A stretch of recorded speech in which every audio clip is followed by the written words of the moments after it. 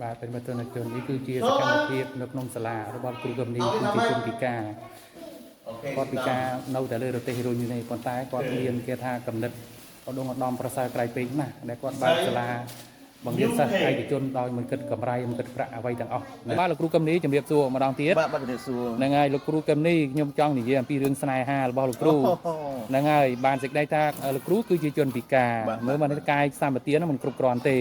អាចបាននិយាយបានថាមានតែត្រឹមឬក៏30ឬ40%ប៉ុណ្ណោះក្នុងកាយសម្បទាទាំងអស់ដែលធម្មជាតិកំណត់មកនឹងនិយាយរឿងប្រពន្ធកូនលោកគ្រូមាននៅគីឡូលេខ6នោះអញ្ចឹងហ៎បាទខ្ញុំនៅខាងគីឡូលេខ6ភូមិស្ពានខ្ពស់នោះហ្នឹងហើយធ្វើមិនបានមកតាក់ទងប្រពន្ធមកដល់នេះទៅបានអូខេបញ្ហាហ្នឹងវាវែងឆ្ងាយដែរណាបងណាហ្នឹងតែដោយសារតែយើងបានមកជួបរួមការមិត្តភ័ក្តិបាទប្រិមត្តទស្សនិកជននេះគឺជាប្រពន្ធរបស់លោកគ្រូកញ្ញាណាគាត់មានកាយសម្បទាគ្រប់គ្រាន់ទាំងអស់មិនជារាយពិការឬក៏មានជាអវយវៈមិនគ្រប់គ្រាន់ដោយលោកគ្រូកញ្ញាទេដើម្បីព្រៀបប្រកាន់ឲ្យច្បាស់នៃអារម្មណ៍នៃប្រពន្ធរបស់គាត់ប្រិមត្តតាមដានទស្សនាមួយខ្ញុំបាទបន្តទៀតដូចតទៅបាទអ្នកស្រីជំរាបសួរចាជំរាបសួរគ្រូអ្នកស្រីឈ្មោះអីដែរខ្ញុំឈ្មោះខំមុំខំមុំអាយុប្រហែលដែរអាយុ39ឆ្នាំដោយអ្នកស្រីជាមនុស្សម្នាក់ដែលមានកាយសម្បទាគ្រប់គ្រាន់ទាំងអស់អត់មានជារាយពិការនៅកន្លែងណាមួយទេហើយអ្នកស្រីបានលោកគ្រូកឹមនីនឹងធ្វើជាស្វាមីនៅឆ្នាំណាដែរតាំង2007តាំង2007និយាយប្រវត្តិរឿងរ៉ាវស្នេហារបស់ខ្លួនតិចមើលបើខ្លួនត្រឹមត្រូវហើយមិនយកប្តីពិការអញ្ចឹងហ្នឹងមិនដែរខ្ញុំឃើញគាត់ខ្ញុំអាណិតស្រឡាញ់គាត់មុនដំបូងជួបគ្នាគេចេះតែប្រអន់អញ្ចឹងណាពូគេចេះតែប្រអន់ចាគេប្រអន់ខ្ញុំប្រអន់ច្រឡំទៅក៏ខ្ញុំមានចិត្តអាណិតស្រឡាញ់គាត់អញ្ចឹងទៅអូប្រអន់មួយគាត់ច្រឡំចាហើយក៏មានចិត្តអាណិតស្រឡាញ់គាត់ទៅចាជំរាបសួរប្រិយមិត្តទូរទស្សនិកជនទាំងអស់ជាទីគោរពរាប់អានបាទថ្ងៃនេះខ្ញុំបាទចុះមកផ្ដិតយករូបភាពដោយផ្ទាល់តាក់ទងនឹងរឿងក្មេងប្រុសម្នាក់នេះដែលពិការបាទប្រិយមិត្តទូរទស្សនិកជនឪពុកក៏ពិការកូនក៏ពិការដើម្បីជ្រាបប្រកាន់ឲ្យច្បាស់នៃរឿងនេះតាមដានទស្សនាមួយខ្ញុំបាទដូចតទៅបាទបងប្រុសជំរាបសួរបាទជំរាបសួរពូបងប្រុសឈ្មោះអីដែរអឿននិនិនសាពូអឿននិនសាអឿននិនិនសាអឿននិនិនសាអាយុប្រហែលហើយអាយុ16ឆ្នាំពូ16ឆ្នាំតែសពថ្ងៃឥឡូវរស់នៅភូមិអីដែរនៅភូមិព្រៃស្បាតឃុំតាពាំងឃុំកំជើងស្រុកត្រាំកក់ខេត្តតាកែវហ្នឹងហើយអូនជាកូនទីប្រហែលក្នុងចំណោមបងប្អូនទាំងអស់កូនទី2ពូបងប្អូនទាំងអស់ប្រហែលអ្នក4នាក់ស្រីប្រហែលប្រុសប្រហែលស្រី1ប្រុស3ស្រី1ប្រុស3ដែលឪពុកឈ្មោះកឹមនីបាទបាទเป็นមកទល់នៅជននេះគឺជាសកម្មភាពនៅក្នុងសាលារបស់គ្រូកឹមនីគឺជាជនពិការគាត់ពិការនៅតែលើរទេះរុញនេះប៉ុន្តែគាត់មានគេថាកំណត់ឧត្តមប្រសើរក្រៃពេកណាស់ដែលគាត់បើកសាលាបង្រៀនសិស្សឯកជនដោយមិនគិតកម្រៃមិនគិតប្រាក់អ្វីទាំងអស់នេះគឺជាទស្សនវិជ្ជានេះគឺជាទស្សនវិជ្ជាសំទោសប្រិយមិត្តជនជាក់ស្ដែងរបស់សិស្សនៅក្នុងសាលារបស់លោកគ្រូកឹមនីហើយខ្ញុំក៏សូមបញ្ជាក់ឲ្យបញ្ជាក់ទៀតទៅដល់ប្រិយមិត្តជនថាសាលាទៅបើកបវេសនការថ្មីទេអញ្ចឹងការសរុបសិស្សចំនួនប្រមាណគឺអត់ទាន់ដឹងច្បាស់នៅឡើយដោយសារតែមានសិស្សនឹងកំពុងតែចូលមកជាបន្តលោកគ្រូកឹមនីជាជនពិការណាបាទប្រិយមិត្តជនលោកកឹមនីគឺជាជនពិការហើយម្ដាយឈ្មោះខំមុំបាទខំមុំហ្នឹងហើយបងប្អូនអូន4នាក់អញ្ចឹងណាស្រីប្រហែលប្រុសប្រហែលស្រី1ប្រុស3ប្រុស3ដោយពិការហ្នឹងដូចអូនឯងហ្នឹងប្រហែលអ្នកពិការបងអូនខ្ញុំម្នាក់ពិការ50%មានបងអូនម្នាក់ពិការ50%ទៀតណាចំណែកបងអូនប្រុសពិការប្រហែលភាគរយដែរមើលទៅ100%ហ្មងណាកើតមកអញ្ចឹងតែម្ដងនេះយ៉ាងម៉េចបាទកើតមកគឺពិការអញ្ចឹងហ្មងមិនកើតមកមានជំងឺពុកឆ្អឹងហើយคล้ายទៅជាជនពិការដូចឪពុកទេណា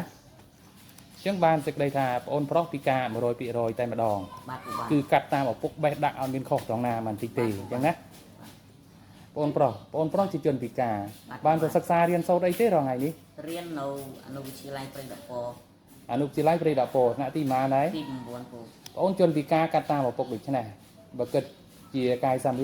បទាគេថាមិនគ្រប់គ្រាន់នោះណាអូនទៅចិត្តទេអត់ផងពូអត់ទៅចិត្តទេបាទអត់ទៅចិត្តទេបានន័យថាកើតមកពិការក៏ពិការតាមដំណើរទៅអញ្ចឹងណាហ្នឹងរៀនសូត្រប្រកែដែរឬក៏រៀនបានធម្មតាអាចថាមកសុំដែរពូមកសុំដែរអត់មានបានសរសើរមកដល់ផ្ទះទេហ៎អត់ដែរផងពូហើយមានចាត់យកជំនាញអីច្បាស់លាស់ជាក់លាក់បន្ទាប់ពីការងារឬក៏ការសិក្សាសាលាទេដែរអត់ទេ នៅពូតាមគិតផង អត់តាន់គិតទេហ៎ បាទ នឹងបាទប្រិមត្តទស្សនិកជននេះគឺជាសម្ដីពិតរបស់បងប្រុសអឿននិនិនសាបាទប្រិមត្តទស្សនិកជននេះគឺជាប្រពន្ធរបស់លោកគ្រូកញ្ញាណាគាត់មានកាយសម្បទាគ្រប់គ្រាន់ទាំងអស់មិនជារាយពិការឬក៏មានជាអវយវៈមិនគ្រប់គ្រាន់ដោយលោកគ្រូកញ្ញាទេដើម្បីជ្រាបការនេះច្បាស់នៃអារម្មណ៍នៃប្រពន្ធរបស់គាត់ប្រិមត្តតាមដានទស្សនាមួយខ្ញុំបាទបន្តទៀតដូចតទៅបាទអ្នកស្រីជំរាបសួរ ចាមានសួរពូ អ្នកស្រីឈ្មោះអីដែរ ខ្ញុំមកខំមុំ ខំមុំអាយុប្រហែលដែរ អាយុ39 39ឆ្នាំ ចា៎ ដោយអ្នកស្រីជាមនុស្សម្នាក់ដែលមានកាយសម្បទាគ្រប់គ្រាន់ទាំងអស់អត់មានជារាពិការ ចា៎អត់ នៅកន្លែងណាមួយទេ ចា ហើយអ្នកស្រីបានលោកគ្រូកឹមនីនឹងធ្វើជាស្វាមីនៅឆ្នាំណាដែរ តាំង2007 តាំង2007 ចា៎ និយាយប្រវត្តិរឿងរ៉ាវស្នេហារបស់ខ្លួនតិចមើលបើខ្លួនត្រឹមត្រូវហើយមិនយកប្តីពិការអញ្ចឹងអាហ្នឹងមិនដែរ ខ្ញុំឃើញគាត់ខ្ញុំអាណិតស្រឡាញ់គាត់មុនដំបូងជួបគ្នាគេចេះតែប្រអន់អញ្ចឹងណាពូ គេចេះតែប្រអន់ ចាគេប្រអន់ខ្ញុំប្រអន់ច្រឡាញ់ឡើងទៅក៏ខ្ញុំមានចិត្តអាណិតស្រឡាញ់គាត់អញ្ចឹងទៅ អូប្រអន់មួយគាត់ច្រឡំ ចា ហើយក៏មានចិត្តអាណិតស្រឡាញ់គាត់ទៅ ចា ហើយមិនទៀតហើយដល់ហើយមិនទៀត លេចអស់ អញ្ចឹងបានសេចក្តីថាឃើញគាត់អ្នកស្រុកអ្នកភូមិមួយចេះតែបង្អាប់ ចា៎ គាត់នៅស្រុកភូមិចិត្តគ្នាដែរក៏នៅឆ្ងាយ នៅលោកមួយខ្ញុំនៅតុកហ្នឹងខ្ញុំនៅហ្នឹងហ្មង គាត់នៅគីឡូលេខ6 ចា នៅខាងជើងទីក្រុងភ្នំពេញនោះចំណែកអ្នកស្រីស្រុកកំណើតនៅនឹងតែម្ដងហើយបើគាត់នៅឆ្ងាយហ្មងធ្វើម៉េចបានស្គាល់គ្នាជួបគ្នាតំណែងស្នេហាបាន មិត្តភក្តិគាត់ការមួយក្មួយខ្ញុំផ្ទះមុខនេះក៏គាត់មកឃើញខ្ញុំអញ្ចឹងណាពូ អូ ចាមកឃើញខ្ញុំទៅក៏ខ្ញុំមកចាប់អារម្មណ៍ថាគាត់ហ្នឹងស្រឡាញ់ខ្ញុំទេ ហ្នឹង ហើយគេនៅជុកភូមិនេះគេជាតែប្រអន់អញ្ចឹងណាខ្ញុំថាប្រអន់អីខ្ញុំអត់យកគាត់ទេមុនវងខ្ញុំថាអញ្ចឹងណា ថាមិនយកទេ ចាខ្ញុំថាអត់យកទេនឹកឃើញថាបើគាត់យកទៅនឹកឃើញបើខ្ញុំខ្លាចទៅពេលមានកូនខ្លាចខ្នងដូចអញ្ចឹងណាពូ បាទ ហើយដល់ពេលខ្ញុំចេះអាណិតស្រឡាញ់គាត់មើលគាត់ដូចគាត់នៅគាត់ឆ្លូតបូត ហ្នឹង ហើយគាត់ដើរជួយក្មេងៗជួយគេច្រើនចាស់អញ្ចឹងណាពូ ហ្នឹង ហើយអញ្ចឹងខ្ញុំអាណិតស្រឡាញ់គាត់កាលពីម្ដងហ្នឹងអត់មានទូរស័ព្ទទេ អត់មានទូរស័ព្ទទេ ចាហើយទូរស័ព្ទអ្នកបងចិត្តខាងហ្នឹងគាត់តាក់ទងតាមហ្នឹងមកគាត់ចេះទេមកអីតាក់ទងសួរយើងអញ្ចឹងណា ណា សួរក៏ខ្ញុំនិយាយតាមហ្នឹងខ្ញុំថាបើស្រឡាញ់ខ្ញុំអុយម៉ែ រៀបរាប់បន្តទៀតមក លេចបាត់ទៅមិញ ឥឡូវនិយាយត្រឡប់ក្រោយបន្តិចណាអ្នកស្រីសុំសួរត្រឡប់ក្រោយបន្តិចដោយអ្នកស្រីបានប្តីជាជនពិការតើបងប្អូនអ្នកស្រុកម្ដាយឪពុកមានការបំបែកមិនបាក់ឬក៏មិនពេញចិត្តអីទេ អត់អីទេគាត់ស្រែកទៅលើខ្ញុំតែម្ដង អូបាននេះថាម្ដាយឪពុកបងប្អូនទាំងឡាយអត់មានការបំបែកបំបាក់ទេអាស្រ័យទៅលើអ្នកស្រីតែម្ដងបើអ្នកស្រីថ្លៃថាស្រឡាញ់យល់ព្រមអូខេគឺគាត់ព្រមតាមនឹងដែរចាប់តាំងពីនឹងមកគឺទៅបានគ្នាជាប្តីប្រពន្ធទៅហើយបន្ទាប់ពីបានគ្នាជាប្តីប្រពន្ធដោយគាត់ជាមនុស្សគេហៅថាខ្លួនខ្លីចិត្តវែងខ្លួនទៀបចិត្តខ្ពស់ណាគឺថាគាត់មានគំនិតឧត្តមប្រសើរខ្លាំងណាស់គាត់អាចបើកសាលាបង្រៀនសិស្សគេថាបង្រៀនក្មេងៗនៅអត់យកលុយនោះណា អត់យកលុយ គឺថាបង្រៀនក្មេងៗអត់យកលុយហើយមានជាតីជាទៀនចែកជូនដល់ក្មេងៗទៀតដូចជាស ចាស់ទៀត ចែកចាស់ទៀតចែកអ្នកក្រអ្នកទូរគុតអ្នកកំសត់អត់ឃ្លានទៀត ហើយគាត់ធ្វើផ្ទះឲ្យគេអ្នកក្របានច្រើនផ្ទះដែរតាលោកគ្រូ អូធ្វើផ្ទះឲ្យគេអ្នកក្រនោះបានច្រើនគ្នាទៅទៀត ចា អូហើយដល់បានច្រើនគ្នាអញ្ចឹងគឺថាអត្រៃបុនរបស់គាត់ខ្ពស់ណាប្រសើរណា ចា ហ្នឹងអ្នកស្រីរស័ព្ទហើយបានកូន4នាក់ហើយពីការ2នាក់កាត់តាមឪពុក ពីណាប៉ុន្តែមួយពៅមិញ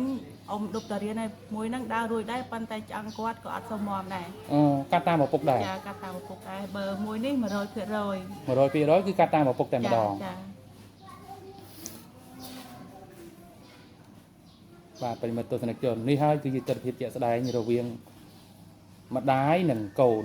ដែលបានប្តីជាជនពិការកូនកើតមក4នាក់បានពិការ2នាក់អត់ពិការ2នាក់អញ្ចឹងណាបាទប្រិមត្តទស្សនិកជនដើម្បីជ្រាបប្រការនៃច្បាស់នៃរឿងនេះខ្ញុំនឹងសម្ភាសលោកគ្រូកឹមនីដោយផ្ទាល់តែម្ដងបាទលោកគ្រូកឹមនីជំរាបសួរម្ដងទៀត បាទជំរាបសួរ ហ្នឹងហើយលោកគ្រូកឹមនីខ្ញុំចង់និយាយអំពីរឿងស្នេហារបស់លោកគ្រូហ្នឹងហើយបានសេចក្តីថាលោកគ្រូគឺជាជនពិការមើលមកនេះកាយសម្បទាហ្នឹងមិនគ្រប់គ្រាន់ទេអាចបាននិយាយបានថាមានតែត្រឹមឬក៏30ឬ40%ប៉ុណ្ណោះក្នុងកាយសម្បទាទាំងអស់ដែលធម្មជាតិកំណត់មកហ្នឹងនិយាយរឿងប្រពន្ធកូនលោកគ្រូមាននៅគីឡូលេខ6នោះអញ្ចឹងហ៎ បាទខ្ញុំនៅខាងគីឡូលេខ1ភូមិស្ពានខ្ពស់នោះ ហ្នឹងហើយធ្វើមិនបានមកតាក់ទងប្រពន្ធមកដល់នេះទៅបាន អូខេបញ្ហាហ្នឹងវាវែងឆ្ងាយដែរណាបងណា ហ្នឹង តែដោយសារតែយើងបានមកចូលរួមការមិត្តភ័ក្តិ មិត្តភ័ក្តិ បាទមិត្តភ័ក្តិហ្នឹងគឺជាអ្នកដឹកយើងធ្វើការអញ្ចឹងណាគេហៅថាបន្ទប់ដប់ណា ហ្នឹង ហើយចៃដនគាត់មកមានគូសកលនៅក្នុងភូមិហ្នឹង ហ្នឹង ហើយយើងក៏មកចូលរួមពិធីការបុណ្យភ័ក្តិហ្នឹងទៅហ្នឹងហើយក៏ចាស់គាត់ដឹងថាយើងនៅលីវីអញ្ចឹងណា ហ្នឹង ចាស់ក៏គាត់ចេះតែប្រអាប់ណែនាំទៅហ្នឹងហើយហើយគាត់ចាប់ផ្ដើមការជែកគ្នាលេងទៅវិញមកហ្នឹងទៅ គេហៅថាបូនមាត់បត់ដុំដៃបន្ទាប់ពីចាស់បូនមាត់បត់ដុំដៃប្រាប់ហើយគឺថាក្មេងៗក៏ស្រឡាញ់គ្នាមែនទែនបន្ទាប់ពីស្រឡាញ់គ្នាមែនទែនដល់ថាខាងស្រីគាត់មុនរងរៀងមិនសូវពេញចិត្តទេបាទនិយាយមិញណាប៉ុន្តែក្រោយមកគាត់ថាដូចមាននិស័យមើលទៅបរិសម្នាក់ហ្នឹងរៀងសុភាពទន់ភ្លន់ព្រោះរៀងស្រឡាញ់ក៏ស្រឡាញ់យកគ្នាជាប្តីប្រពន្ធទៅបន្ទាប់ពីបានគ្នាជាប្តីប្រពន្ធហើយគឺថាលោកគ្រូមានគេថាកំណត់កំពុងពោះឧត្តមប្រសើរក្រៃពេកណាស់បានបើកទៅជាសាលាឯកជននេះហើយបង្រៀនសិស្សអត់យកលុយសូម្បីតែមកកាក់ម៉ាស៊ីន ហើយដើម្បីខ្ញុំបាទនេះមានកម្លាំងចិត្តក្នុងការដើរថតនិងផលិតវីដេអូថ្មីប្លែកទុកចែកជាទីអាទានសម្រាប់ប្រិយមិត្តទស្សនិកជនបានទស្សនាកម្សាន្តប្រិយមិត្តកុំភ្លេចជួយខ្ញុំវិញដោយចុច like ចុច share និងចុច follow page ខ្ញុំបាទនឹងម្នាក់មួយផងបាទសូមអរគុណសូមគោរពលា